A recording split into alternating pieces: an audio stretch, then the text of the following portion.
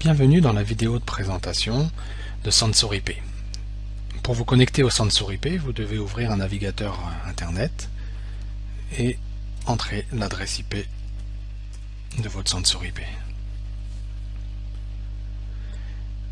Vous accédez ainsi à cette interface de connexion. Nous, on va se connecter en tant qu'administrateur.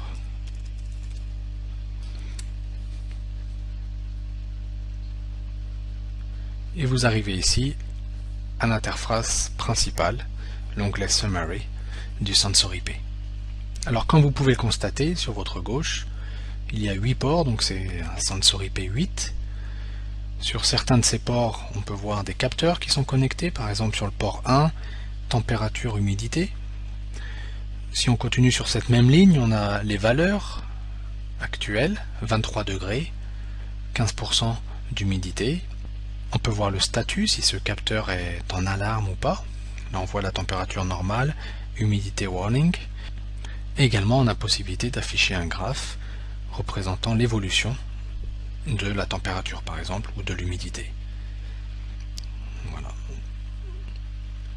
Donc là on a à peu près environ 3 mois en ligne.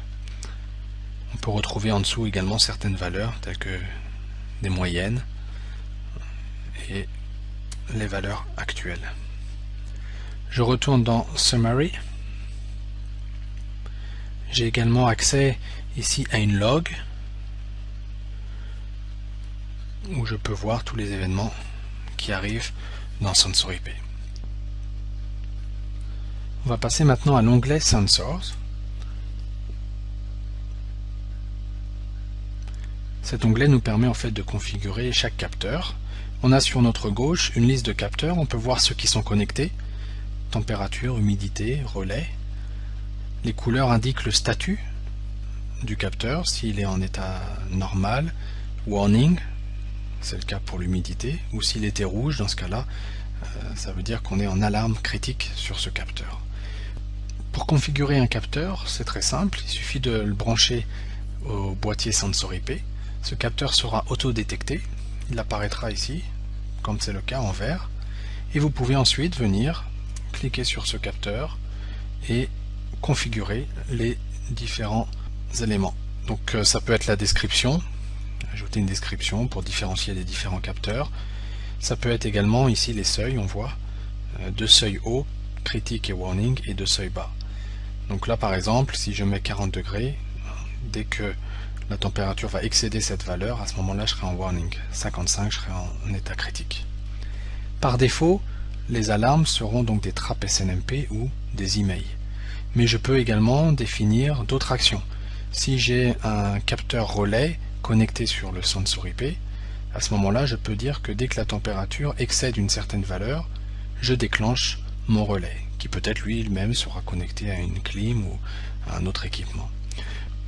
Je peux également, si j'ai connecté l'alarme visuelle et audible sur un des ports du SensorIP, je peux dire que dès qu'il y a une alarme ici sur ma sonde de température, dans ce cas-là, je déclenche ou j'active cette alarme visuelle et audible. On a une autre option qui permet de rajouter des filtres, donc je l'ai ici, Sensor Status Filters. Cette option va me permettre de désactiver les alarmes temporairement. Donc là je peux définir des plages horaires selon les jours et certaines heures, et à ce moment là je peux désactiver l'envoi d'alarme.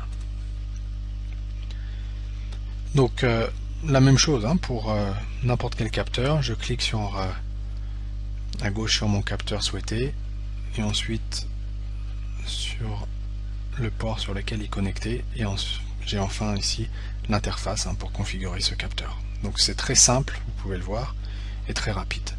On va maintenant passer à un autre onglet, l'onglet Trap. Cette interface nous permet de définir deux superviseurs SNMP. Donc pour rappel, le protocole SNMP est un protocole de communication réseau qui permet de gérer les équipements, de superviser, diagnostiquer des problèmes à distance. Donc dès qu'une alarme sera déclenchée, un trap SNMP sera envoyé donc à un des superviseurs. Donc ici on voit on peut ajouter jusqu'à 2 adresses IP. Également, SensorIP possède sa propre MIB et permet au superviseur SNMP de venir et collecter en temps réel les informations des différents capteurs. On va passer maintenant à l'onglet Mail.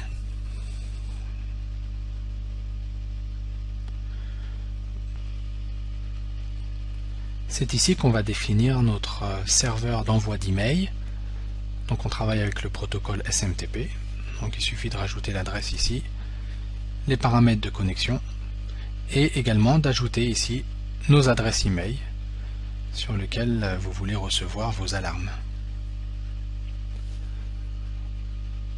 On va passer maintenant à l'onglet Network. On définit ici les paramètres de configuration réseau de notre centrale SensorIP, donc l'adresse IP, le masque de sous-réseau, la passerelle, et ainsi de suite.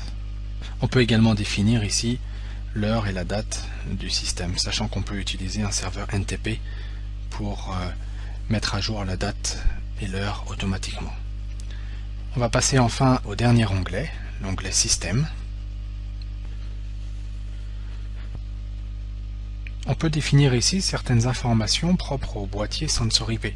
Tout d'abord un nom, celui qui s'affichera en haut, également l'endroit physique de ce boîtier, une adresse email de l'administrateur. Vous pouvez également un peu plus bas définir d'envoyer automatiquement les logs vers un serveur syslog.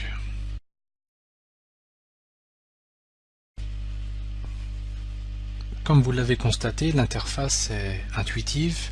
On n'a pas besoin d'une formation spécifique. Je pense qu'après cette vidéo, n'importe qui peut configurer son SensorIP. Je dirais entre 5 et 10 minutes. On a paramétré les capteurs, les différents paramètres réseau et les alarmes. Et ainsi, votre centrale de surveillance est opérationnelle. Je vous encourage également à regarder les autres vidéos que vous trouverez dans la partie capteur.